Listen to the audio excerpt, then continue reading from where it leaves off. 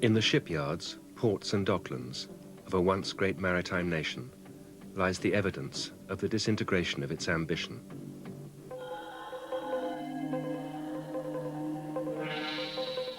Thousands of feet below the surface, at various sites off the coast of Norway and Russia, lies the deadliest legacy of this ambition. A legacy that will haunt the countries of Northern Europe for the next generation. Всесильное оружие мы родине своей присягу принесли, и в жизни нам дана. 30 years ago, the Soviet Union embarked upon the greatest shipbuilding program in history. Не зря в судьбе аллеет знамя, не зря на нас надеется страна. Священные слова «Москва за нами» мы помним со времен Бородина.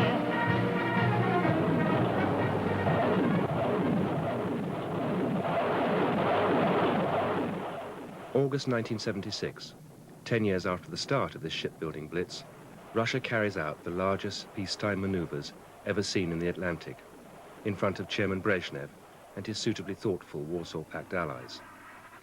It was the moment in history when the Soviet Union reached the status of a huge maritime power, equal in tonnage to the whole Western Alliance. But hidden in bays and inlets above the Arctic Circle were the jewels in the Navy's crown. Its nuclear submarine fleet, now over 100 strong.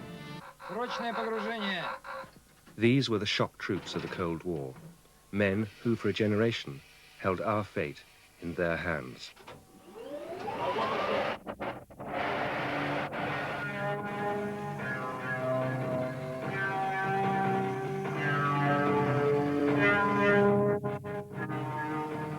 My hand wouldn't have shaken if I had had to press the nuclear button to fire my 3 ballistic rockets. They would have been enough for any city. Washington easily.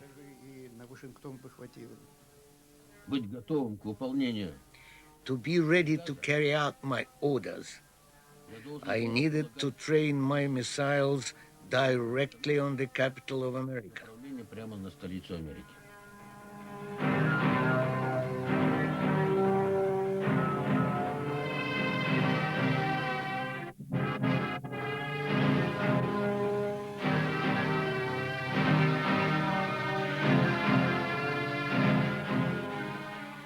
Of all those people who took part in the Cold War, it was the crews of the ballistic missile submarines who bore the heaviest burden. New submariners were to bear a greater burden than Nikolai Zateyev, commander of K-19, Russia's first ballistic missile submarine. It is the story of this submarine, a catalogue of waste, deception and death, that is told for the first time. It is also the story of courage and decency in the face of callousness and cynicism. Launched in the year of the Cuban Missile Crisis, the Russian people were left in no doubt of the Navy's hopes for K-19. Со стапелей Энского завода спущен на воду и вступил в строй новый флагман советского подводного флота, ракетная атомная подводная лодка К-19. Первые же походы нового ракетоносца показали непревзойденные боевые качества корабля. Атомная энергетическая установка, безопасная в эксплуатации, экономичная и надежная, позволяет лодке достигать как в надводном, так и в подводном положении любого отдаленного уголка мирового океана. Необходимы буквально считанные минуты, чтобы изготовить ракетную установку лодки к нанесению сокрушительного ядерного удара. Высокая выучка экипажа, самые современные приборы – залог успешности справедливого удара возмездия. 3 мощных ракеты-носителя доставят термоядерные заряды по назначению. Цель будет поражена. После нанесения ядерного удара лодка уходит на глубину, становясь практически недосягаемой для противника. Ракетный щит нашей Родины стал еще более прочным, а ядерный меч более острым. Империалистический агрессор получит сокрушительный удар с моря. Оборона Родины в надежных, верных и крепких руках. 6 months after this film was released, K-19 left her base in Murmansk, bound for a missile testing range off Greenland. To throw off any Western submarines that might attempt to track her, K-19 made her way under the Arctic pack ice. She took up position on the range on the morning of the 4th of July, 1961, American Independence Day. At 4 a.m., we started to surface and establish radio contact. It lasted round about 3 minutes. Then once again we submerged. There was a change of watch at 4:15. Suddenly the disaster struck. Rushed into service after the humiliation of Cuba, K-19's nuclear reactor had not been properly tested. Faulty welding had cracked open the cooling system, and no backup system had been built into the reactor.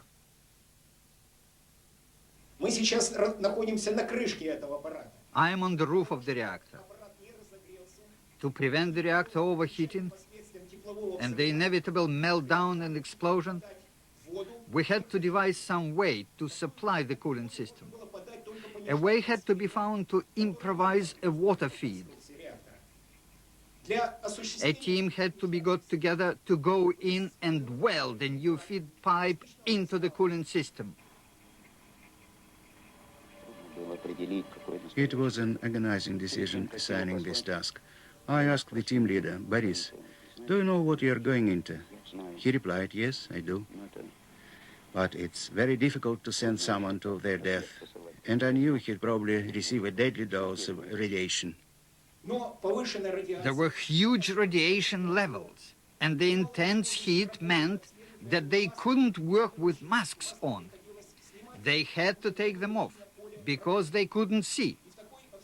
And in a situation like that, where they were breathing in something which you can't really call air, more a thick radioactive fog, they were receiving gigantic doses of radiation. When they came out of there, the first thing was the vomiting, yellowing froth coming out of their mouths. We held them, and they reported they'd done the job. Then in front of my eyes, they started to swell up. Their exposed skin started to turn scarlet. Their eyes watered. Their lips started to separate. They couldn't talk, just strangulated mumbles. 2 hours later, Ivan Kulikov was sent down to the stricken reactor. The cooling pipe connected by the original crew had broken loose, and the reactor was overheating again. I vividly remember going through the abandoned compartments towards the reactor compartment. All the crew had moved out. All that remained was the machinery, the abandoned equipment, and me. I was terrified. As I approached the reactor compartment, shivers of fear crept up my spine. My hair started to rise off my scalp. It pushed up my cap so that it was wobbling, perched on my hair. I was vividly aware that I was entering the jaws of a monster. Water in the compartment reached above my ankles, here. I was only wearing slippers on bare feet. The water was warm, 60 degrees. Water was dripping down from the tap. What was needed was to fix a rubber connecting tube on the leaking outlet as tightly as possible.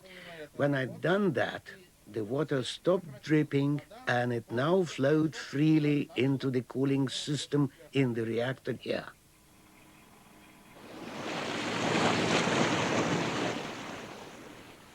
With huge levels of radiation spreading below decks, the boat was becoming a death trap.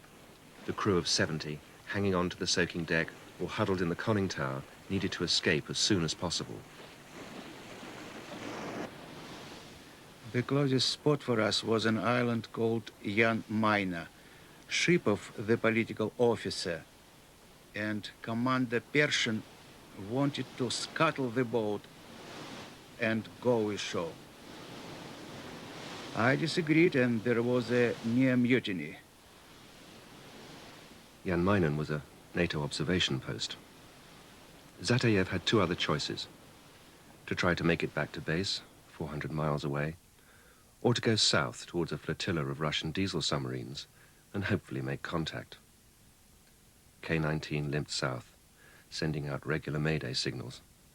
These were picked up by one of the diesel submarines under the command of Captain Zverbilov. So I don't remember how long we have been going when we saw a small dot on the horizon. It was K-19. She was sending flares, showing she was in distress. Approaching her, our Geiger counter became very active. All K-19's crew was gathered on the front of the boat where I am sitting. We'd never have made it to base. Well, we would have, but by then everyone would have received a lethal dose of radiation. 68 people, as well as serious casualties, were transferred onto my submarine. But K-19 secret documents came first, passed across in huge bags. Then all the crew who had to undress, throw their uniforms away and cross over to us, stark naked, carrying their Kalashnikovs. As we stepped off the gangplank, we were stripped naked and immediately given a shower. They pushed me through the shower several times, back and forth. Each time I got out, the needle of the Geiger counter vibrated madly at the end of its scale. A week later, K-19 was towed back to her base. The Naval High Command was determined to cover up this blow to her prestige, and by the time she reached port, the 5 crew members who had repaired the stricken reactor were dead and buried, their next of kin never officially informed of the cause of death. And for the irradiated survivors like Ivan Kulikov, their ordeal was just beginning. Some moments I remember, some I don't. I remember how they stripped off the skin from my hands, peeled it off simply using tweezers. Afterwards, they put some compressors and put cooling fans next to me to ease the pain. During this time, I couldn't eat. My mouth was black, my teeth started to wobble, and my gums started to bleed.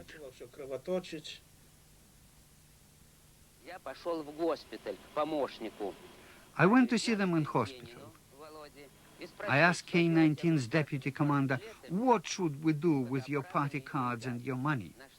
He replied, you can give the party cards to the political department. But the money, bring here. Money is money, however contaminated. When we started to recover, we got together and started to work out who died, who'd been discharged, and we realized that we'd been swept under the carpet.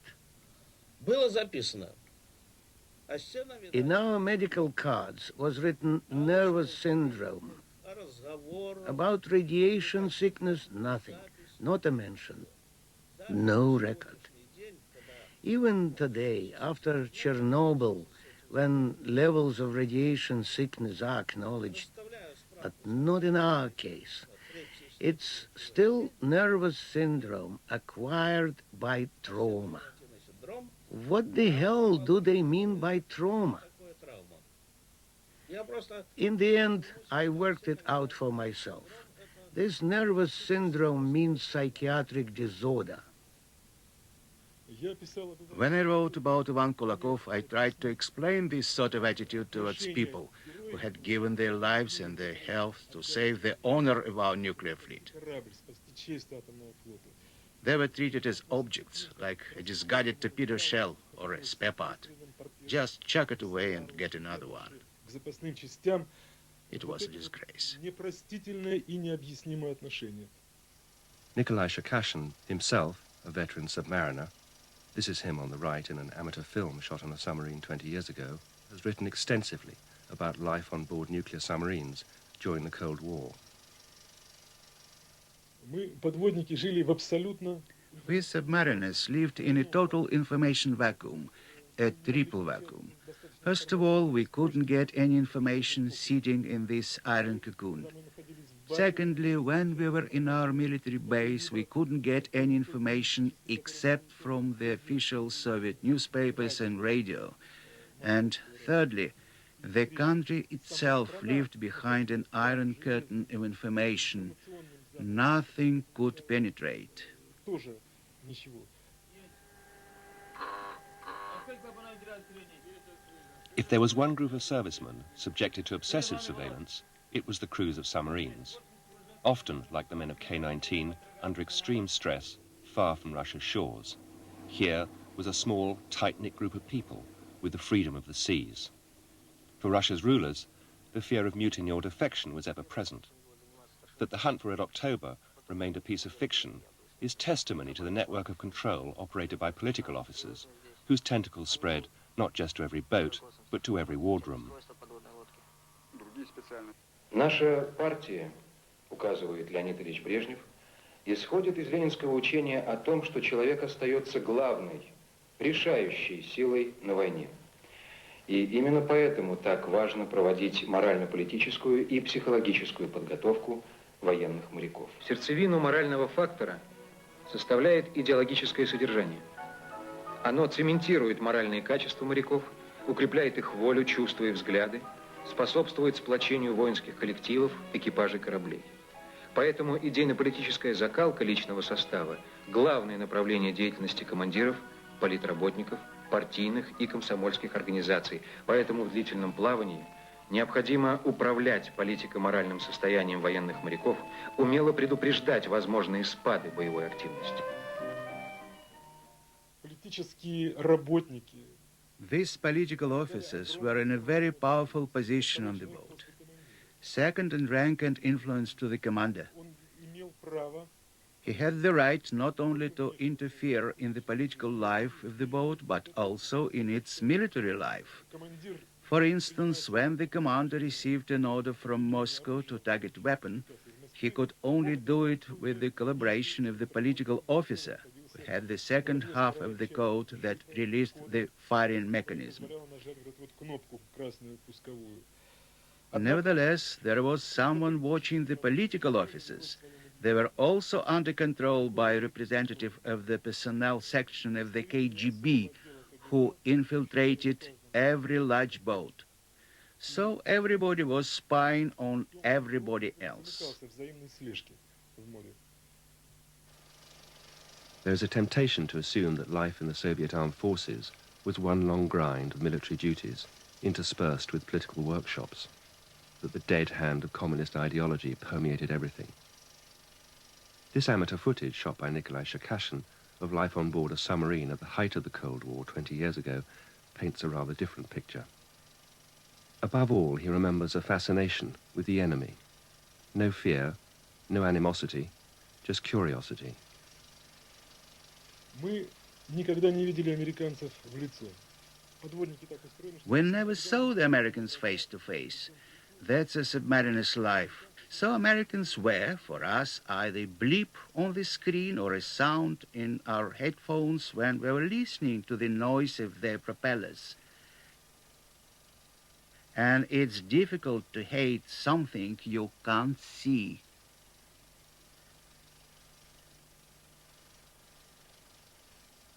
However, we did see the Americans. It used to happen when we were on the surface and nearby territorial waters. Then American aircraft would come and photograph the boat. Then we could see the face of our arch-enemy face to face. The planes used to fly so close that we could see the faces of the pilots.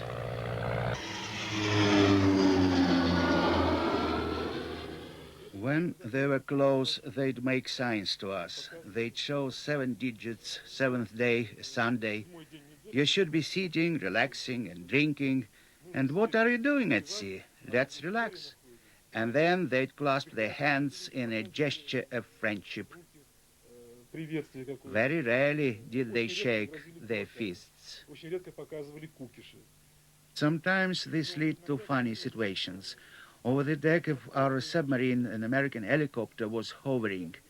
On the deck, our sailors were peeling potatoes. Suddenly, the American crew whipped down their pants and mooned at us. All the sailors got up and bombarded them with a salvo of potatoes.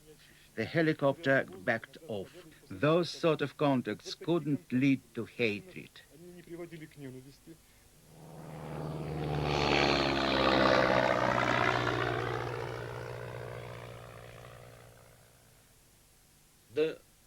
We never believed that these guys, Americans who were passing us at a distance of literally 10 yards and stretching their hands towards us and showing signs, "We'll help you, we'll help you." It was impossible to hate them as human beings. Nevertheless, we were conditioned to nuke them, so we had to bare our teeth at them. That was our job. Here I am in the deep. My target's the capital of America. My ballistic missiles primed.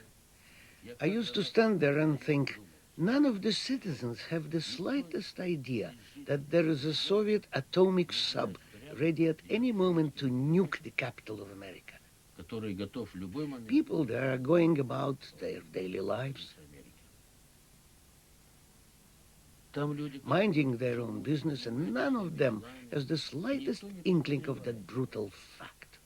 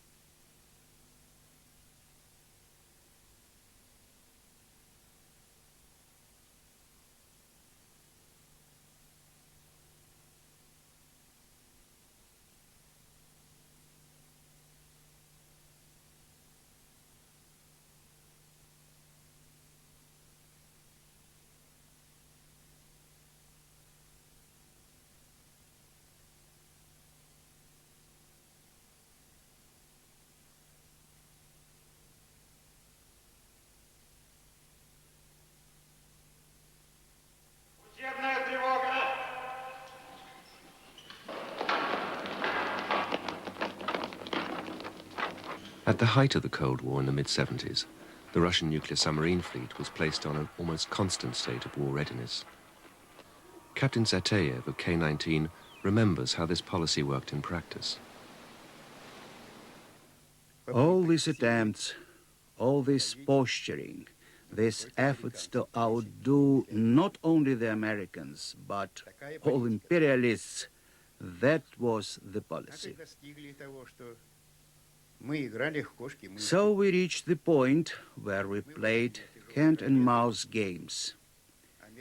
We were carrying heavy weapons, so the Americans were following us in the hope that in the event of real hostilities breaking out, they would be able to deliver a preemptive strike.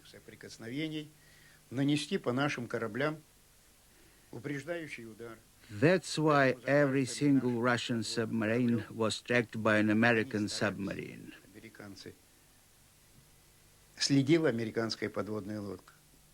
K-19, being Russia's first ballistic missile submarine, had attracted considerable attention from the Americans. At a veterans' reunion, the crew of K-19 remember one of the most extraordinary encounters that took place between their submarine and the enemy.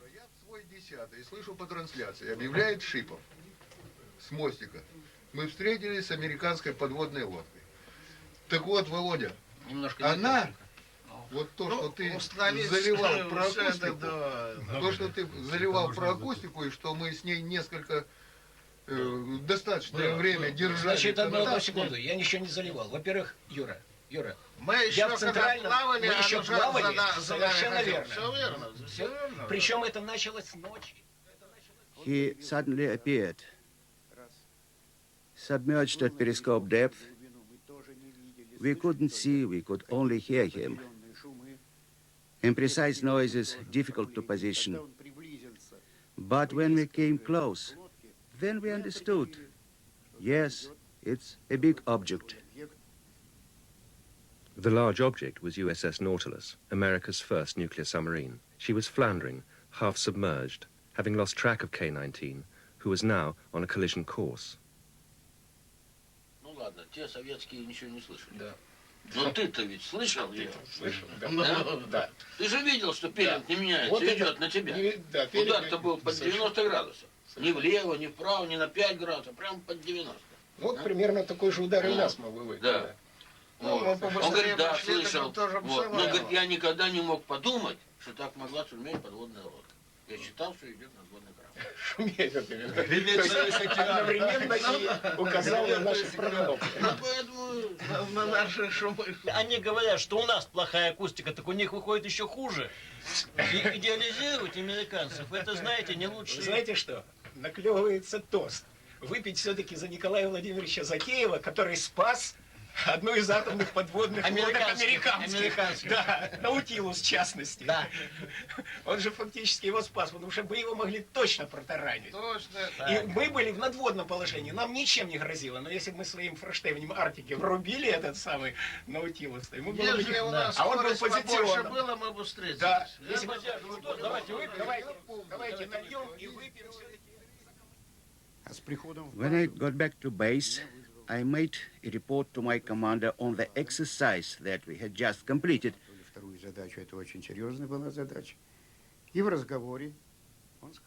During the conversation, he said, I reported your encounter with that American submarine to Admiral Gorshkov. He told me to tell you that you should have rammed it. We would have been happy to pay for the repairs to K-19's bow.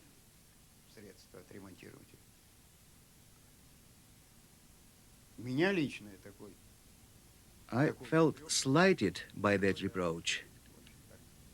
It was shabby. So I said, I'm not a pirate, and I simply couldn't do something like that. Admiral of the Fleet Gorchkov's obsession with Nautilus had a simple cause. From the moment in January 1955, when the submarine sent its famous signal, underway under nuclear power, the balance of deterrence changed completely. Surfacing at the North Pole, circumnavigating the world, each demonstrated America's superiority. Gorchkov realized that if Russia couldn't outperform the West, then it would have to outbuild them. The Russian people were now prepared for the huge drain on the national economy that was about to take place. В условиях, когда империалистические страны превратили мировой океан в огромные стартовые площадки для запуска стратегического оружия, создалась реальная угроза народам мира и в первую очередь Советскому Союзу. Советский Союз, исходя из этой угрозы, был вынужден в качестве ответной меры позаботиться о безопасности своих границ, границ стран социалистического содружества и создать современный океанский флот.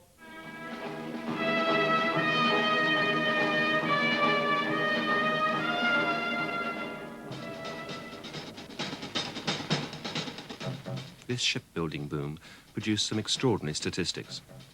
In one shipyard in Siberia, for instance, in a 6-year period between 1967 and 1973, 24 ballistic missile submarines were launched. But in this drive to meet production targets, the inevitable happened.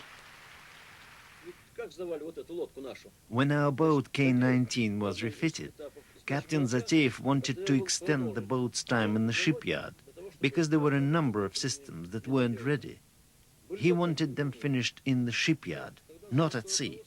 The shipyard rang Moscow and they cooked up a clever solution. They took a team of shipyard workers and sent them by boat to the submarine base to finish the job. Целую бригаду рабочих отправили на лодке в базу, That way, the bureaucrats could report that the boat had been delivered on time.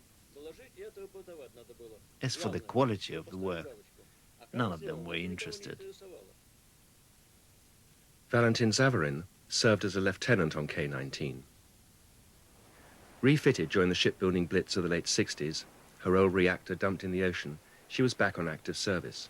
Despite the cover-up that followed her nuclear accident, word had got out. Now she was known throughout the Navy by her nickname, Hiroshima. February the 12th, 1972. She was on manoeuvres off the Bay of Biscay. She surfaced in a force 8 gale. Valentin Zavarin remembers what happened next. Я был в первом отсеке. Когда началась авария, сигнал аварийной тревоги, и сразу прекратилась связь с центральным постом. Потом доклад пожара в 9-м, и снова связь с центральным постом прекратилась, наступила какая-то тишина. А я ушел на связь с Поляковым. Он говорит: Валентин, все задыхаются. Аппараты кончились, не знаем, что будем делать дальше. То есть 12 человек вместе с Поляковым оказались отрезанными. Они были, по сути дела, обречены. В этот момент произошел взрыв трубопровода ВВД. Сначала загорелась гидравлика, 200 килограмм давления воздуха, 100 килограмм давления гидравлики. И все это вместе пошло громадной струей. Получилась паяльная лампа. The fires had broken out near the stern of the submarine. An electrical fault had triggered a flash fire in the 9th. This had spread through the ventilation system into the 8th. As the toxic fumes spread towards the conning tower, the occupants of the two compartments, 8 and 9, were trapped. Their only chance of escape was into the 10th, the torpedo compartment. The situation was desperate. All the crew looked to the oldest member to give a lead. It was me. You are the commander of the compartment. Make a decision. The first thing we had to do was to seal ourselves in, cut ourselves off completely from the 9th compartment and the fire and toxic fumes building up in there. The sailor on watch was struggling with the handle to the 9th compartment. People from the 9th were trying to force their way in. The sailor shouted, "I can't hold them back on my own." I ran to help him, and we put a wedge under the handle. They were our comrades, friends with whom we had sailed thousands of miles. We knew that by jamming the door, we were condemning them to death.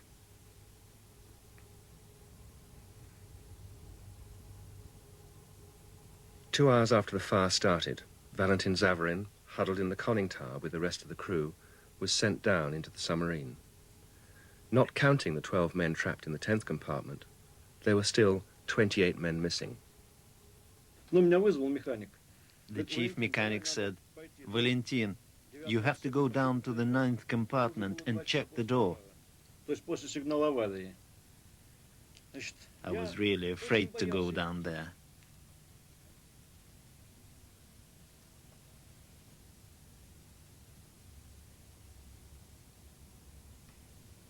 I opened the door to the 8th compartment. Behind me, Smirnov was nudging me to go forward. Go, go.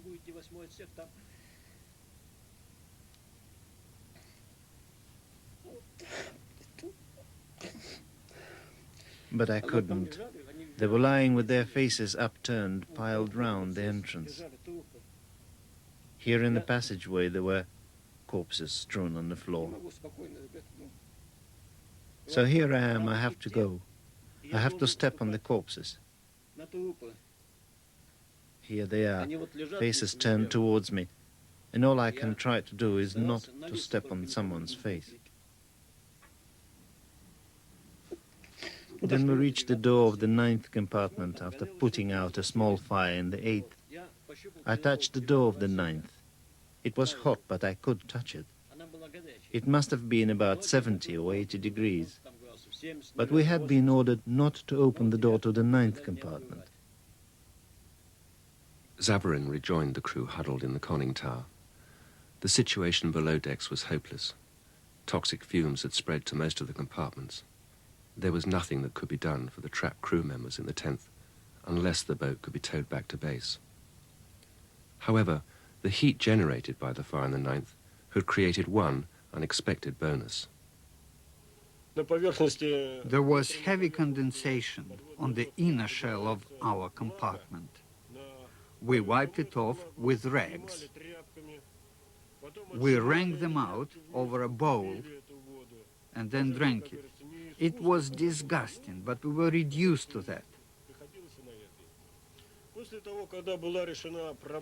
When the problem of water was solved, then the problem of food arose. What are we going to eat? There was a container in the compartment of emergency rations. Unfortunately, it wasn't full, and with the number of people trapped in the compartment, 12 of us, it simply wasn't designed for that many. Of course, there wasn't a lot in it. 6 cans of food concentrate and 4 packets of sugar. As usual, we were being tracked by the Americans. They were semaphoring to us, offering help, and we were in the horns of a dilemma. Here's Boris Polyakov in the 10th compartment. The Americans out there, and we needed the help from the Americans. But if we accepted their help, we would have to completely reverse all our prejudices. We didn't know what sort of help they might offer. But to free Boris Polyakov from the 10th compartment, or to give them our sickest crew members, we could have done that. But we just couldn't bring ourselves to do it. After 2 days, the emergency lights failed and we had to find an alternative. It was pitch black in the compartment. We took a 2.5-volt bulb from this torch, this way. Then we took 2 elements from a tape recorder. Then we found some wire, joined the batteries together, wire round the bulb.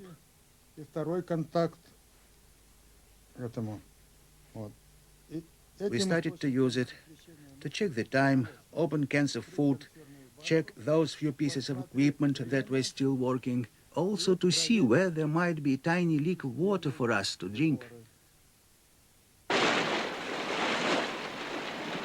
The storm was making it very difficult to mount a rescue operation.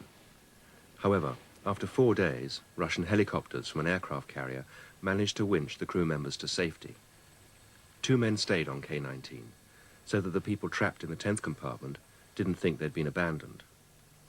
However, they were only the beginning of their ordeal. On the 12th day, the suffering and the stress of the crew had become such that they said, "That's it, we can't stand it anymore. We have been abandoned. Let's take our fate in our own hands." They decided, let's open the door of the compartment and make a dash for it. I had to talk them out of it. Wait a minute, if we do that, we'll be committing suicide. If we open the door, we'll be dead.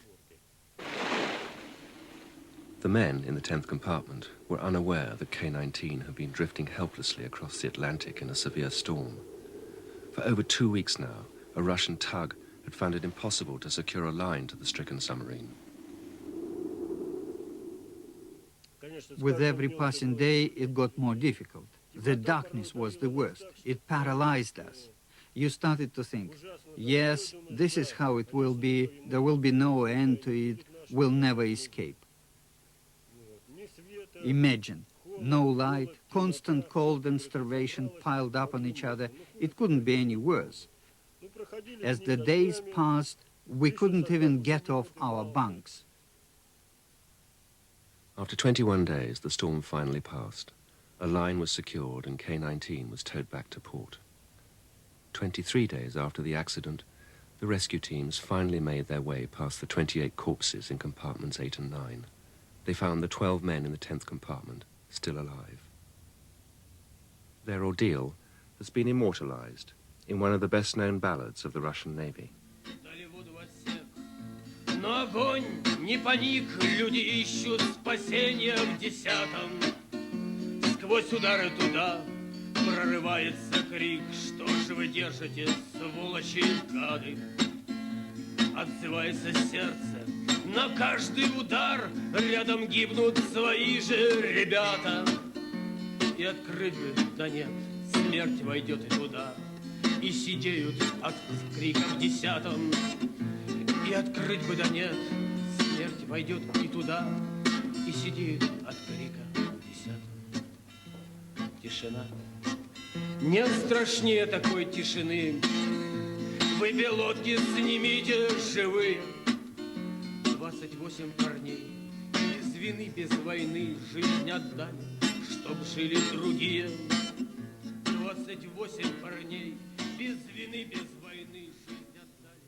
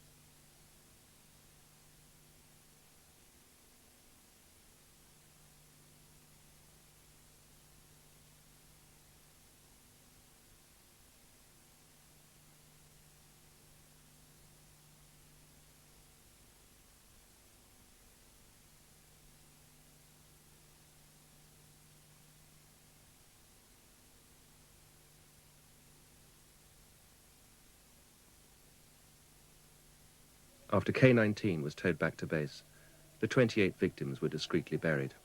So discreetly, in fact, that this is the only known photograph of the ceremony. Between this accident and K-19's previous accident 10 years earlier, the Russians had lost 4 nuclear submarines. Over 200 sailors had perished, and twice that number had been seriously injured. Exact information was known only to members of the Politburo, but the sailors had counted their dead and named 2 classes of nuclear submarine, the Widowmakers.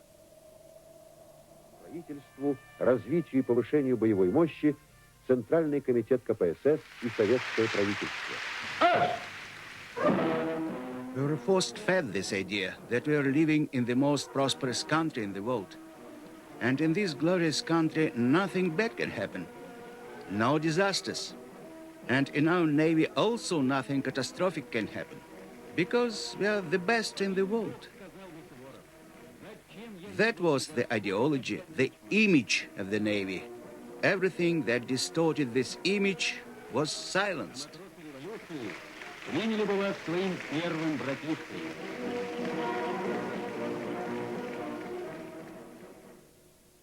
For that reason, the graves of submariners, the mass graveyards, they never listed the names, so no one would know how many dozens of people were buried there. What's even worse, when one of our ships exploded, the Novorossiysk, 600 people perished. To avoid having to name the number of dead, they just put up a simple plaque, from the country to its fallen sons. The achievements of people were hidden. Truth about people was hidden. Me too. In 72, I was awarded the Order of the Red Star, but in 73, I was the target of the most incredible accusation. Not that I was a bad officer, but we were simply those witnesses to disasters being removed from the Navy, one by one. In the middle of this cultural denial stood one man, Nikolai Momul, the chief engineer of the Northern Fleet, who had made repeated attempts to point out the obvious. Our boats, I'm sorry to say, were being lost due to the same scenario time and again. I've lived through not just one disaster, not just K-19. I've taken part in 7 disaster inquiries. The fact is that fires on submarines during cruises were happening regularly. It was common knowledge to specialists and to commanders of the boats. Practically on every cruise, fire were happening which were called flammatory incidents. These were euphemisms to fool headquarters and to cover up, so no one was punished. This kind of fire happened on a submarine that my brother commanded for 10 years. He had exactly the same kind of fire. They returned from a cruise.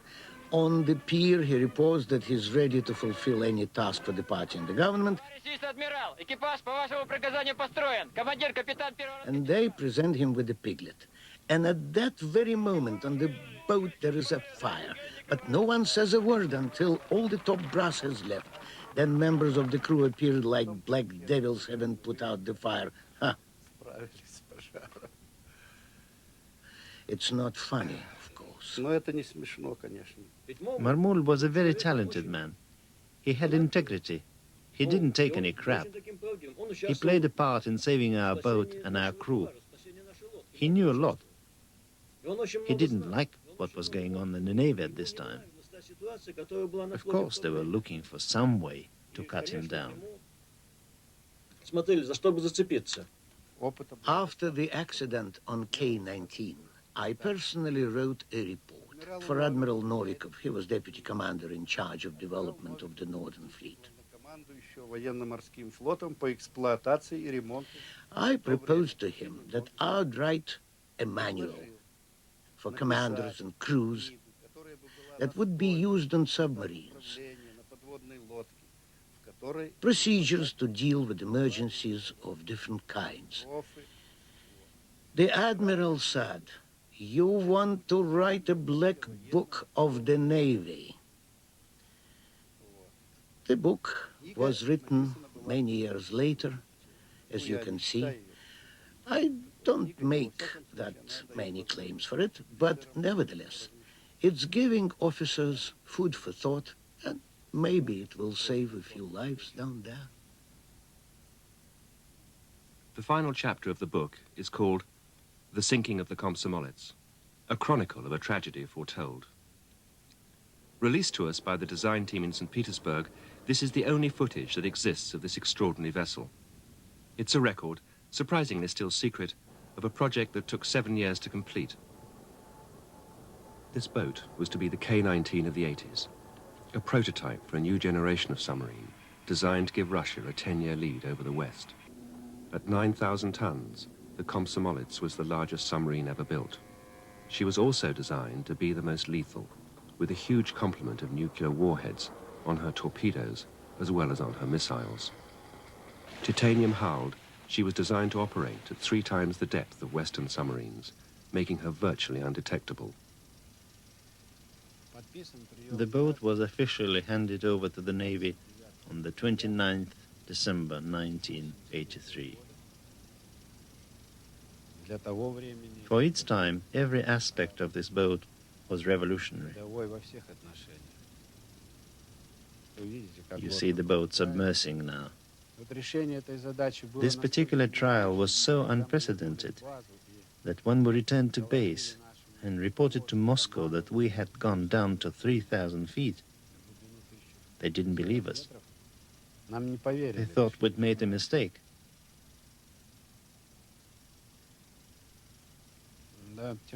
It's difficult for me now to look at this footage, which shows this unique boat. The film finishes with her leaving in a stormy sea. But she'll never return now.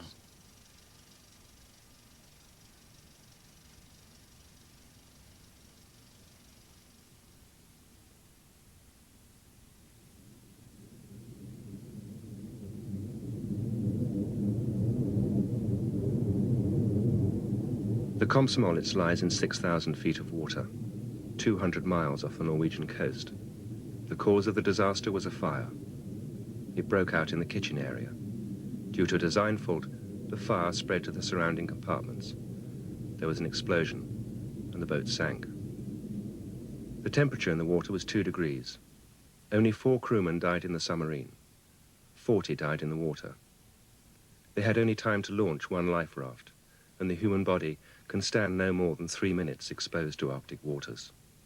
Как уже сообщалось, 7 апреля в центральных водах Норвежского моря затонула советская подводная лодка с атомной установкой. Наши корреспонденты передают из Североморска. Обстановка радиационная в районе затопления лодки нормальная. Наши суда, корабли боевые, которые следят за обстановкой, в том числе и за радиационной, то есть за экологией, которая сегодня волнует народы всего мира. Это тоже и норвежцы беспокоятся, и мы беспокоимся. Поэтому там обстановка идет, доклады, обстановка нормальная, никаких изменений нет. А торпеды? А торпеды, они не представляют угрозы, они не приготовлены для боевого использования. Они хранились для хранения, а не в боевом, что ли, не в взведенном, что называется, состоянии. Поэтому они, по заключению специалистов, не представляют никакой опасности. However, under Glasnost, it was impossible to organize a total cover-up. For the first time in the 30-year history of the Russian nuclear submarine fleet, real facts started to emerge. On expeditions in 91 and 92, we succeeded in penetrating the outer durable shell of the submarine into the inner shell, and we found that the destruction was considerable, and this was completely unexpected. When we got into the torpedo compartment in the bow, we discovered that the watertight lids at the tip of the torpedoes, where the warheads were situated, were open. This means that the warheads are exposed to corrosion and that the plutonium in the warheads will sooner or later start to leak.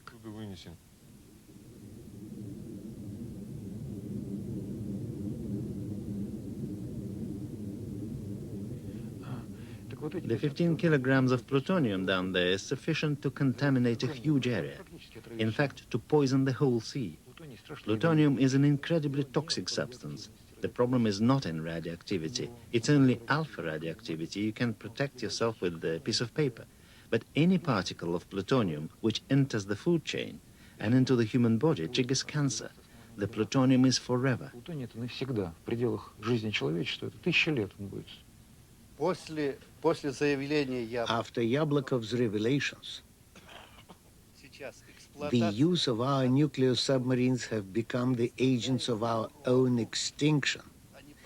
This is a simple black and white situation. In our country, apart from talking, nothing has been done. On submarines in various stages of use and disuse, we have 394 reactors. If the Komsomolets, lying off the coast of Norway, represents the most immediate threat to the environment of the North Atlantic, further east, around the island of Novaya Zemlya, lies 30 years of nuclear cast-offs from the Russian Navy. The old reactors from K-19, K3 and K5, irradiated parts from K-11 and K-27, a whole submarine with 2 neutron reactors, a barge sunk with 2,000 containers of hard metal radioactive waste, together with another 17,000 containers dumped at 5 different sites. It means altogether in this region there are about 2.5 million curies poured, dropped and dumped there.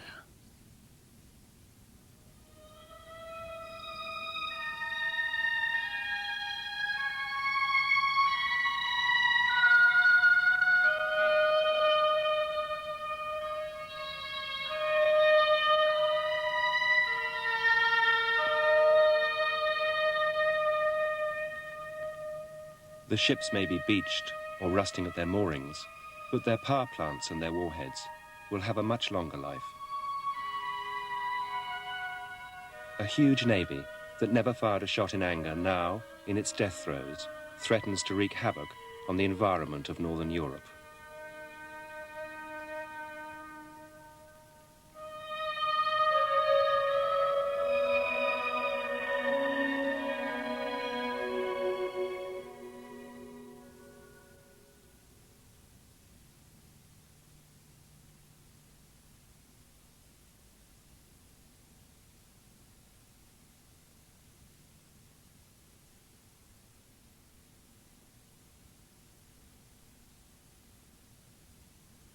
For his persistent attempts to bring to the attention of the Soviet authorities the issues explored in this film, Nikolai Mamul received an 8-year prison term.